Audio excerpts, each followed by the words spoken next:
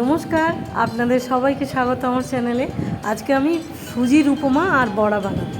তো প্রথমে আমি কড়াইয়ের মধ্যে গোটা শুকনো লঙ্কা আর কালো সর্ষে দিয়ে দিয়েছি, তার মধ্যে আমি আলু দিয়ে দিয়েছি। আলুগুলো সুন্দর করে ভাজা ভাজা একটু হয়ে গেলে তার মধ্যে আমি দিয়ে দেবো এবার ক্যাপসিকাম।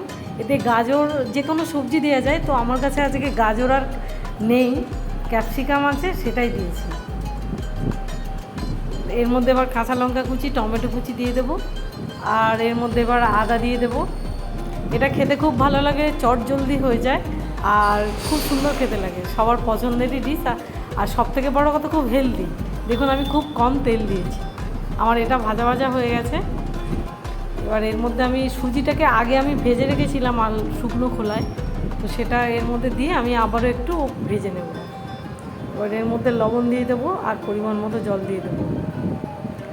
জলটা দেখে দিতে হবে, তবে এটা ঝরঝরে হবে, নয়তো এটা সেই সুজি হালুয়ার মতো কাদা কাদা হয়ে যাবে।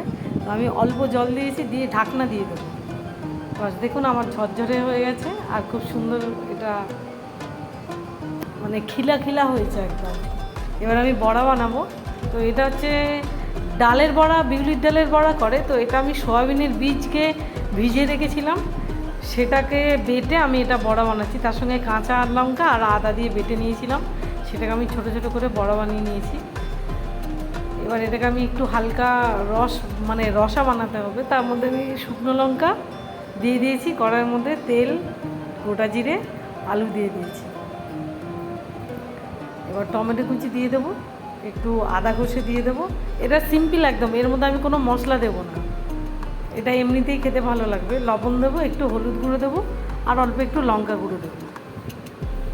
এর মধ্যে আর কোনো মশলা আমি দেবো না। দিয়ে এটাকে সুন্দর করে একটু কষা কষা হয়ে গেলে এর মধ্যে আমি জল দিয়ে দেবো। জল একটু বেশিই দেবো, কারণ সুজিতে জল টেনে নেবে যখন আমি এটা দিয়ে খাবো তখন। বড়াগুলো দিয়ে দিয়েছি, ভাজা চারটে রেখে দিয়েছি আমি। আমার এটা কমপ্লিট হয়ে গেছে। এবার সুজি দেখছেন কি সুন্দর ঝরঝরে হয়েছে। এবার এর মধ্যে আমি ওই ঝোলটা তুলে নেব, আলু আর বড়ার ঝোলটা। এটা খেতে খুব ভালো লাগে, একদম কম টাইমে রান্না, টেস্টি আর খুব হেলদি।